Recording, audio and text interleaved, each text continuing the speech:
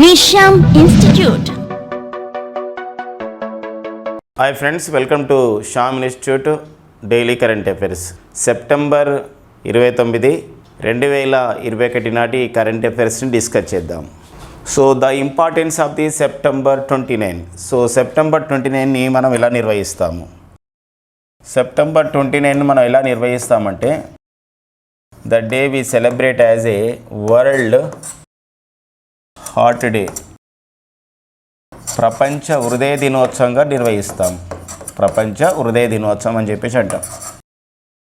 So మనకి ఇక్కడ హృదయ దినోత్సవం, సో అంటే హెల్త్ పాయింట్ ఆఫ్ వ్యూలో ఈ దినోత్సవాన్ని నిర్వహించడం అనేది జరుగుతుంది. సో దీనికి ఒక ఇతివృత్తం ఇవ్వడం జరిగింది.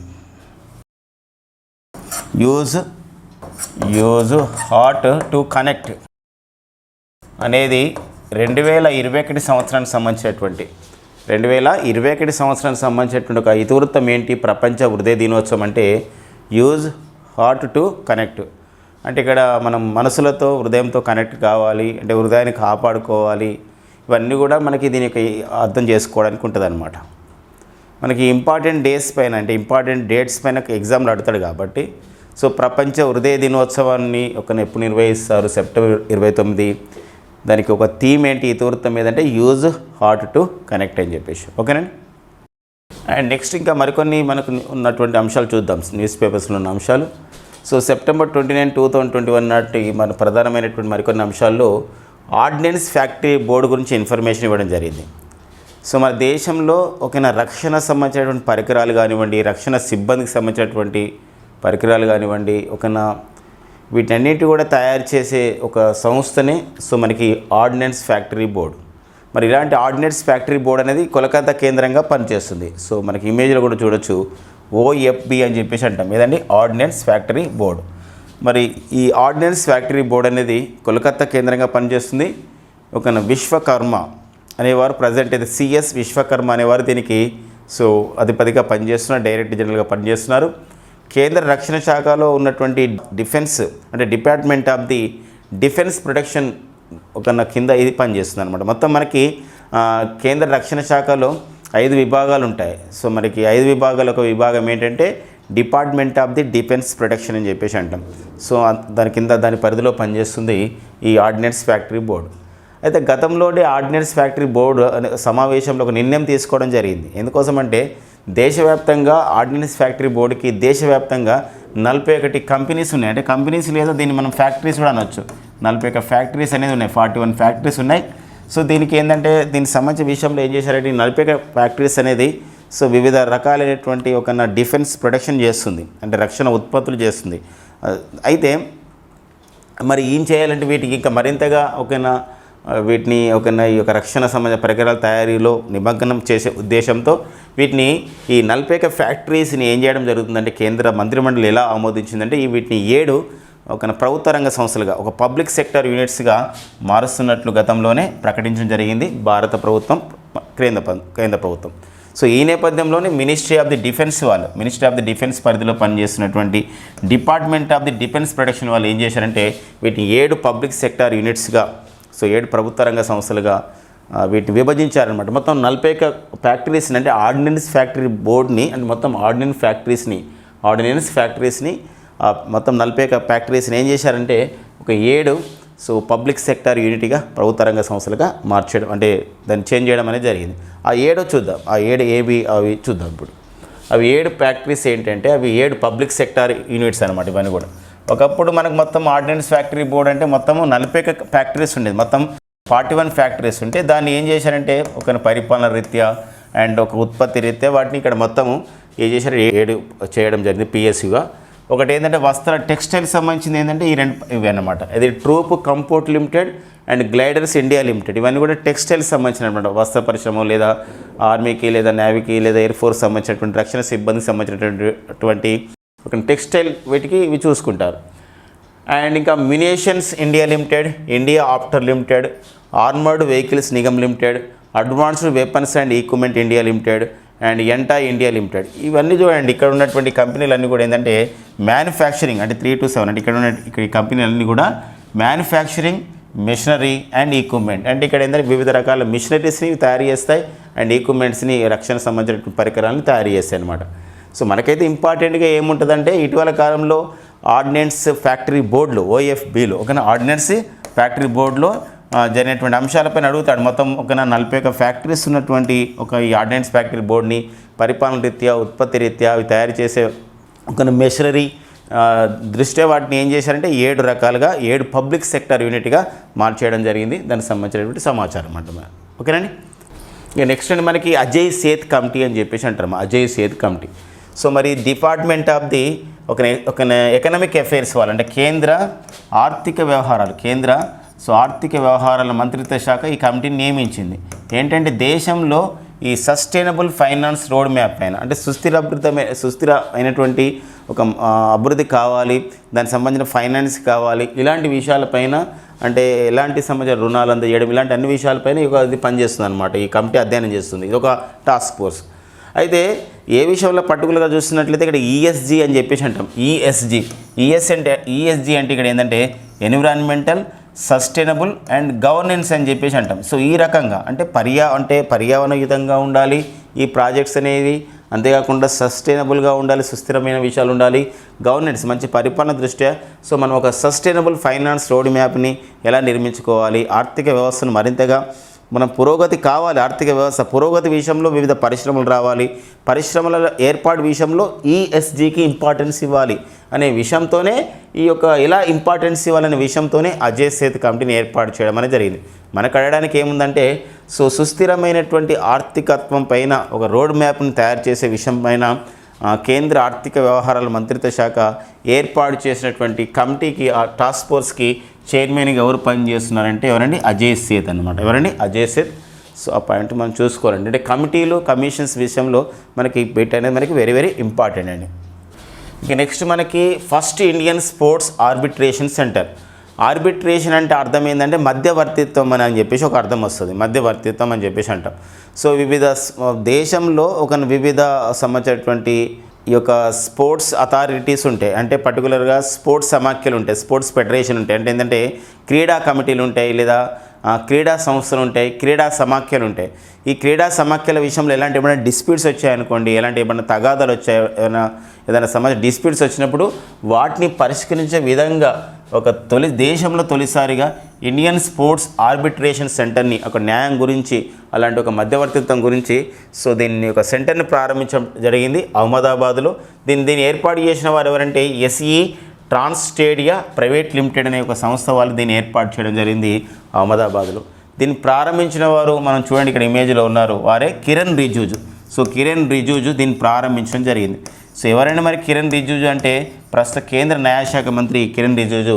సో దేశంలోని తొలి జాతీయ క్రీడ ఒక మధ్యవర్తిత్వ కేంద్రాన్ని ఏర్పాటు చేయడం జరిగింది ఇక్కడ గుజరాత్లోని అహ్మదాబాద్లో. సో ఆ పాయింట్ మనం చూసుకోవాలండి. ఇటీవల కాలంలో మనం చూసారా మనం ఏంటంటే ఏం డిస్కస్ చేసామంటే మన ప్రీవియస్ మంచి విషయంలో హైదరాబాద్ కేంద్రం కూడా ఒక అంతర్జాతీయ ఆర్బిట్రేషన్ కేంద్రంకి శంకుస్థాపన జరిగింది.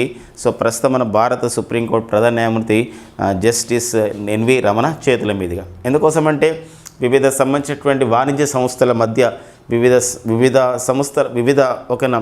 MNCs అంటే మల్టీనేషనల్ కంపెనీస్ మధ్య ఏదైనా వచ్చినప్పుడు సంబంధించినటువంటి డిస్ప్యూట్స్ వచ్చినప్పుడు వాటిని పరిష్కరించే ఒక వేదికనే భారతదేశంలో తొలి ఇంటర్నేషనల్ ఆర్బిట్రేషన్ సెంటర్ని హైదరాబాద్ కేంద్రంగా ఏర్పాటు చేయడం అనేది జరుగుతుందన్నమాట. దానికి శంకుస్థాపన కూడా జరిగింది. సో ఇలాంటి నేపథ్యం అనమాట. సో అంతేకాకుండా ఇంటర్నేషనల్ కమర్షియల్ కోర్ట్ అనేది కూడా ఉంటుంది ఇప్పుడు సింగపూర్ కేంద్రంగా. సో వివిధ MNCs మధ్య వివిధ దేశాల సంబంధించిన MNCs మధ్య ఏదైనా మల్టీనేషనల్ కంపెనీస్ మధ్య తగాదాలు వచ్చినప్పుడు ఇంటర్నేషనల్ కమర్షియల్ కోర్ట్ అనేది మనకి సింగపూర్లో ఏర్పాటు చేయడం అనేది జరిగిందనమాట. అలాంటి నేపథ్యాన్ని మనము అనుకుంటుంది ఎగ్జామినేషన్ పాయింట్ ఆఫ్ వ్యూ. ఇక నెక్స్ట్ అండి మనకి అహ్మదాబాద్ అని చెప్పేసి అంటున్నాం. సో అహ్మదాబాద్ అన్నప్పుడు కొన్ని అంశాలు మనం డిస్కస్ చేసుకోవచ్చు ఈ సందర్భంగా. అక్కడ ఒక మోతీరా అనే ఒక ప్రాంతంలో స్టేడియం కాంప్లెక్సెస్ ఉంటాయండి. మోతీరా స్టేడియం అని చెప్పేసి, మోతీరా అనేది ఒక స్టేడియం కాదండి, చాలా స్టేడియాలు ఉంటాయి యాక్చువల్గా ఈ మోతీరా ప్రాంతంలో. సో ఇప్పుడు cricket stadium, football stadium, hockey stadium ఇలా నిర్మిస్తూ ఉన్నారు. ఇటీవల కంప్లీట్ అయింది ఏంటంటే క్రికెట్ స్టేడియం. ఆ క్రికెట్ స్టేడియంకి మోతీరా క్రికెట్ స్టేడియం అని పేరు పెట్టడం జరిగింది. అయితే తదనంతరం ఏం చేశారంటే దాని పేరును నరేంద్ర మోడీ క్రికెట్ స్టేడియంగా పేరు మార్చడం జరిగింది. So Narendra Modi cricket stadium అనేది ఎక్కడ ఉందంటే మోతీరా ప్రాంతంలో ఆ స్టేడియం కాంప్లెక్స్లలో ఇది ఒకటి అనమాట. అంటే దాన్ని ఏమంటామంటే సర్దార్ వల్లభాయ్ పటేల్ స్పోర్ట్స్ కాంప్లెక్స్ అంటాం. ఆ స్పోర్ట్స్ కాంప్లెక్స్లో ఉన్నటువంటి ఒక స్టేడియం ఏదంటే ఒక నరేంద్ర మోడీ క్రికెట్ స్టేడియం. ప్రపంచంలోనే ఎక్కువ కెపాసిటీ అంటే సీటింగ్ కెపాసిటీ ఉన్నటువంటి సీటింగ్ సామర్థ్యం ఉన్నటువంటి స్టేడియమే ఏదండి ఒక మోతీరే అంటే ఇది నరేంద్ర మోడీ క్రికెట్ స్టేడియం. ఎంత 1,32,000 మంది 1,32,000 మంది ఆ విధంగా కూర్చుని చూసే విధంగా ఆటని అక్కడ అంత పెద్ద స్టేడియం అనేది ఏర్పాటు చేయడం అనేది జరిగిందండి. సో అలాంటి నేపథ్యం అహ్మదాబాద్ పైన ఉంది. అండ్ అహ్మదాబాద్ పైన మరో విషయం చెప్పాలంటే ఒకటి శాస్త్రీయ సంస్థ కూడా ఉంది. ఏంటంటే ఫిజికల్ రీసెర్చ్ ల్యాబొరేటరీ అని చెప్పేసి అంటాం, PRL అని చెప్పేసి అంటాం. అంటే విక్రమ్ సారాభాయ్ గారు ప్రారంభించినటువంటి ఒక సంస్థనే ఫిజికల్ రీసెర్చ్ ల్యాబొరేటరీ అని చెప్పేసి చెప్తామండి. అది కూడా PRL అనే సంస్థ కూడా ఎక్కడుందంటే గుజరాత్లోని అహ్మదాబాద్లో ఉందండి. ఓకేనా. అండ్ నెక్స్ట్ ఇంకా గుజరాత్ పైన మనం కొన్ని అంశాలు మనం డిస్కస్ చేస్తే ప్రస్తుత గుజరాత్ ముఖ్యమంత్రి వచ్చేసి అయితే ఎవరంటే భూపేంద్ర పటేల్. సో ఇటీవల కాలంలో విజయ్ రూపాని స్థానంలో గుజరాత్కి ముఖ్యమంత్రిగా నూతన ముఖ్యమంత్రిగా వచ్చిన వారు భూపేష్ బఘెల్. అండ్ ప్రస్తుతం అయితే గుజరాత్కి గవర్నర్గా పనిచేస్తున్న వారు ఆచార్య దేవ్వ్రత్. సో భూపేంద్ర పటేల్ ముఖ్యమంత్రి అయితే ఆచార్య దేవ్వ్రత్ గవర్నర్గా ఉన్నారండి. సో ఆ పాయింట్ చూసుకోవాలండి. నెక్స్ట్ చూద్దాం.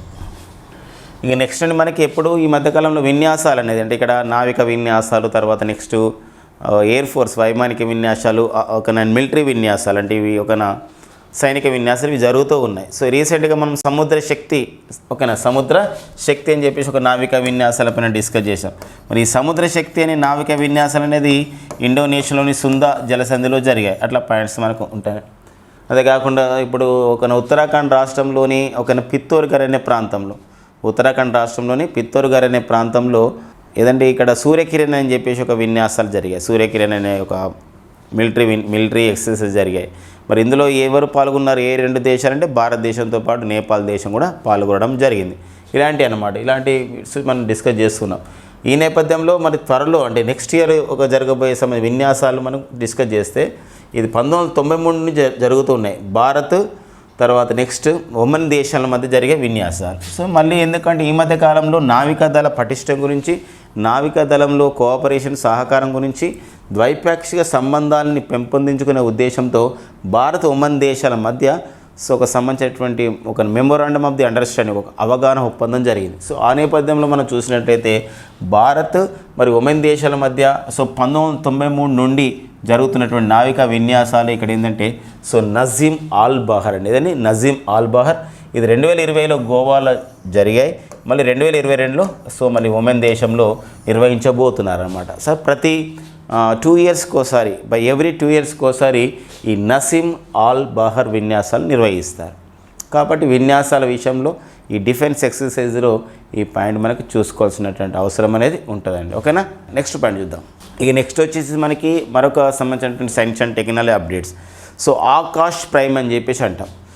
DRDOకు చెందినటువంటి డిఫెన్స్ రీసెర్చ్ డెవలప్మెంట్ ల్యాబొరేటరీ సంస్థ అభివృద్ధి చేసినటువంటి ఒక నూతన తరానికి చెందినటువంటి అంటే కొత్త టెక్నాలజీతో తయారు చేసినటువంటి అంటే ఆకాష్ అనే ఒక క్షిపణిని కొంచెం మాడిఫై అంటే ఇక్కడ మార్పు చేసి తయారు చేసినటువంటి ఒక క్షిపణి ఆకాష్ ప్రైమ్ అని చెప్పేసి అంటాం. అంటే ఇది ఆకాష్ సిరీస్లో భాగంగా అంటే ఆకాష్ అంటే సిరీస్లో భాగంగా వచ్చినటువంటి 3వ సంబంధించినటువంటి క్షిపణి అనమాట. మొదటిసారిగా ఆకాష్ తయారు చేశారు. ఆకాష్లో మరొక సంబంధించినటువంటి అభివృద్ధి చేసి కొంచెం మార్పు చేసి తయారు చేసింది ఆకాష్ NG. తర్వాత 3వది ఏంటంటే ఇప్పుడు ఆకాష్ ప్రైమ్ అని చెప్పేసి ఉందండి. ఆకాష్ ప్రైమ్ ఏంటిది అంటే కొంత సంబంధించిన టెక్నాలజీని మార్చడం, దానికి సంబంధించినటువంటి రేడియో ఫ్రీక్వెన్సీస్ని మార్చడం, ఇలాంటి వాటి చేంజ్ చేయడం ద్వారా ఆకాష్ ప్రైమ్ తయారు చేసినట్లు DRDO ప్రకటించడం జరిగింది. ఆకాష్ ప్రైమ్ యొక్క క్షిపణి అనేది దీన్ని ఫస్ట్ టైం సక్సెస్ఫుల్గా టెస్ట్ చేయడం జరిగిందనమాట. ఎక్కడంటే అది ఒడిషా తీర ప్రాంతంలో ఉన్నటువంటి కలాం దీవులు, డాక్టర్ అబ్దుల్ కలాం గారి దీవుల్లో ఈ యొక్క క్షిపణిని విజయవంతంగా DRDO పరీక్షించడం జరిగిందనమాట. అయితే ఇది చాందీపూర్లో ఉంటుంది. ITR అని చెప్పేసి అంటాం ఈ యొక్క ఇక్కడ ఉన్నటువంటి కలాం దీవుల్లో ఉన్నటువంటి యొక్క పరీక్ష కేంద్రాన్ని. ITR అనగా ఏంటంటే ఇంటిగ్రేటెడ్ టెస్ట్ రేంజ్ అని చెప్పేసి అంటాం. ఏంటంటే ITR అంటే ఇంటిగ్రేటెడ్ టెస్ట్ రేంజ్ పిలుస్తామండి. ఆ నేపథ్యం చూసుకోవాల్సిన అవసరం ఉంటుంది. మరి ఇది ఎలాంటి లక్ష్యాలను ఛేదిస్తుందంటే ఇది ఒక మీడియం రేంజ్ క్షిపణి. అండ్ ఇది సర్ఫేస్ టు ఎయిర్ మిజైల్ అండి. సర్ఫేస్ టు ఎయిర్ మిజైల్ అంటే సర్ఫేస్ టు ఎయిర్ మిజైల్ అంటే ఇక్కడ ఏంటంటే ఉపరితలం నుండి సో గగనతలం యొక్క లక్ష్యాలని ఇది ఛేదిస్తుంది ఈ క్షిపణి. సో ఈ క్షిపణి సో ఉపరితలం నుండి గగనతలం లక్ష్యాలని ఛేదిస్తుంది ఈ క్షిపణి. ఇది 30 కిలోమీటర్ల లక్ష్యాలు అనేది ఛేదిస్తుంది అనమాట. అదొకటి ఇంపార్టెంట్గా ఉన్నదనమాట.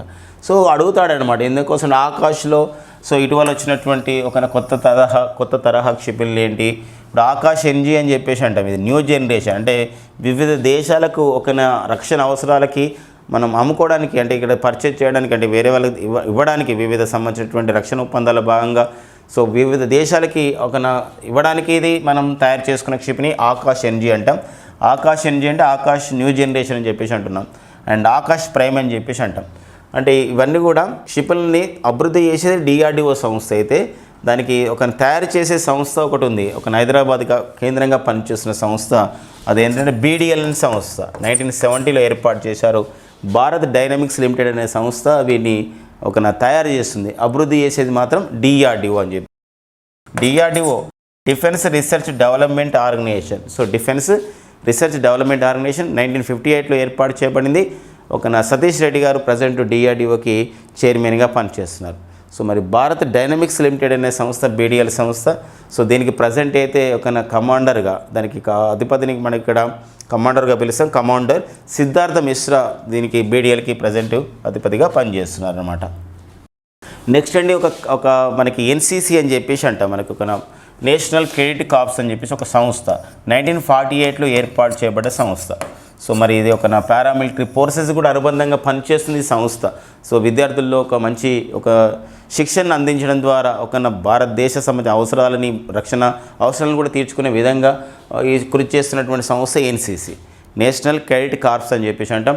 దీనికైతే మొన్నటి వరకు తరుణ్ కుమార్ ఐచ్ అనేవారు సో దీనికి డైరెక్టర్ జనరల్గా పనిచేసేవారు. సో వీరి స్థానంలో ఇప్పుడు కొత్త వారు రావడం జరిగింది. వారు ఎవరండి లెఫ్టినెంట్ జనరల్ గుర్బీర్ పాల్ సింగ్ అండి. ఎవరండి గుర్బీర్ పాల్ సింగ్ అనేవారు సో NCCకి నూతన డైరెక్టర్ జనరల్గా నియమితులు కావడం జరిగింది. కాబట్టి అపాయింట్మెంట్స్ విషయంలో హూ లేదా పర్సన్స్ ఇన్ ద న్యూస్ విషయంలో ఆ పాయింట్ ఇక్కడ ఇంపార్టెంట్. మరో అంశం కూడా NCC పైన మన వార్తల్లో ఉంది.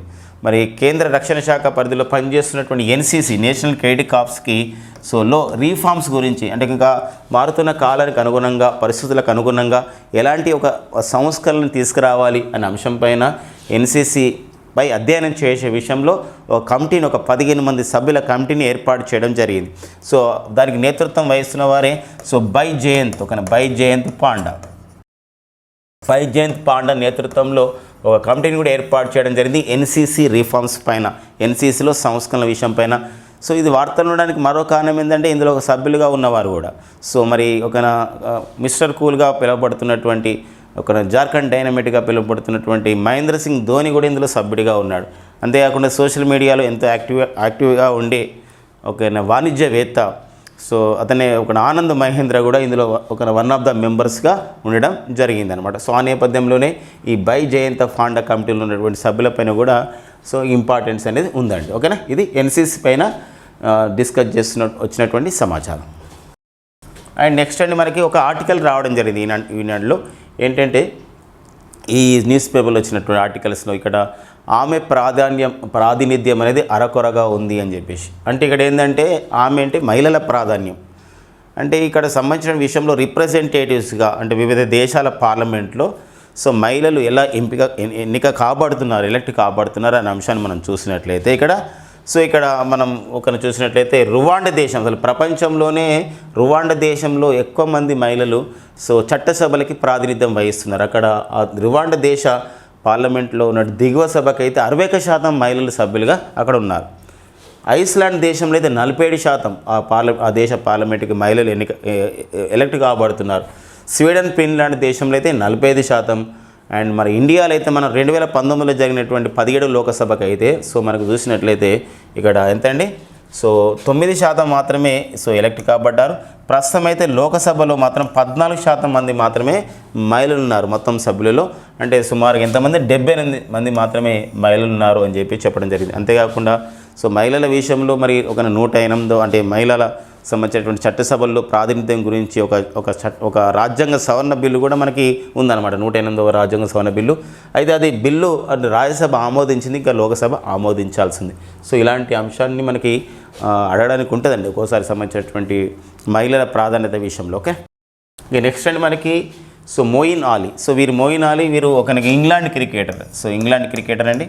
సో ఇంగ్లాండ్ క్రికెటర్ అయినటువంటి వీరు టెస్ట్ క్రికెట్కి రిటైర్మెంట్ని ప్రకటించడం జరిగింది. సో టెస్ట్ క్రికెట్కి రిటైర్మెంట్ని ప్రకటించారు. కాబట్టి ఇటీవల కాలంలో టెస్ట్ క్రికెట్కి గుడ్ బై చెప్పిన లేదా రిటైర్మెంట్ ప్రకటించిన సో మోయిన్ అలీ ఏ దేశ క్రీడాకారుడు, ఈ క్రికెటర్ అన్నప్పుడు ఏదండి ఇంగ్లాండ్. అట్లా మనకు స్పోర్ట్స్లో పాయింట్ ఇంపార్టెంట్. ఇక నెక్స్ట్ అండి మనకి ఇంద్రనూయి.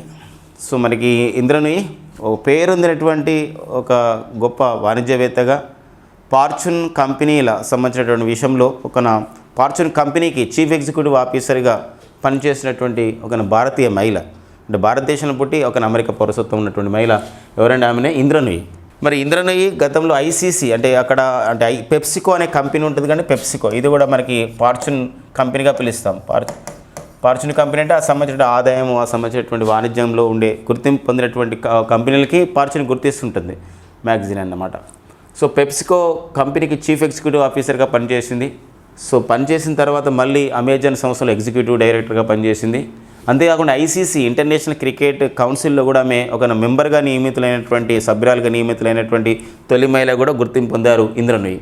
వారు తన ఆత్మకథని విడుదల చేయడం అంటే త్వరలో విడుదల చేస్తున్నట్టు ప్రకటించారు. సో ఆ ఆత్మకథ పేరేంటంటే my life in full work, family and our future అని చెప్పేసి ఒక ఆత్మకథ ఇంద్రనూయి గారు విడుదల చేయడం జరిగింది. సో ఏ పబ్లికేషన్స్ ద్వారా దీన్ని విడుదల చేశారని కూడా ఇంపార్టెంట్గా ఉంటుంది. అదేంటంటే హ్యాచెట్ పబ్లికేషన్ ద్వారా ఈ పుస్తకం అనేది విడుదల కావడం జరిగింది, హ్యాచెట్ పబ్లికేషన్ ద్వారా. సో ఆ పాయింట్ ఆత్మకథ ఎవరిది, వారి యొక్క ప్రాధాన్యత ఏంటి, ఇదే. వీరు గతంలో ఏ కంపెనీకి చీఫ్ ఎగ్జిక్యూటివ్ ఆఫీసర్గా పనిచేశారంటే పెప్సికో అనే కంపెనీకి. మరి ప్రజెంట్ పెప్సికోకి చీఫ్ ఎగ్జిక్యూటివ్ ఆఫీసర్గా పనిచేసిన వారు రామన్ లగర్తా అండి. ఎవరండి? రామన్ లగర్తా. సో ఇదండి మనకు బుక్స్ అండ్ ఆథర్స్లో ఆత్మకథలు, ఆటోబయోగ్రఫీ విషయంలో ఈ పాయింట్ మనకి ఇంపార్టెంట్. ఇవండి మనకి సెప్టెంబర్ 29, 2021 ఉన్నటువంటి ముఖ్యమైన ఎగ్జామ్ ఓరియంటెడ్ కరెంట్ అఫైర్స్ అండి. సో మనకి షామిల్ ఇన్స్టిట్యూట్ అందిస్తున్నటువంటి ఆఫ్లైన్, ఆన్లైన్ బ్యాచ్ వివరాలతో పాటు షామిల్ ఇన్స్టిట్యూట్ అందిస్తున్నటువంటి డైలీ కరెంట్ అఫైర్స్ గురించి అండ్ షామిల్ ఇన్స్టిట్యూట్ చేత ఇటీవల విడుదలవుతున్నటువంటి అనిహితి పబ్లికేషన్స్ సంబంధించినటువంటి పుస్తకాల వివరాల గురించి please subscribe our Shamil institute YouTube channel అండి. Thank you friends and all the best.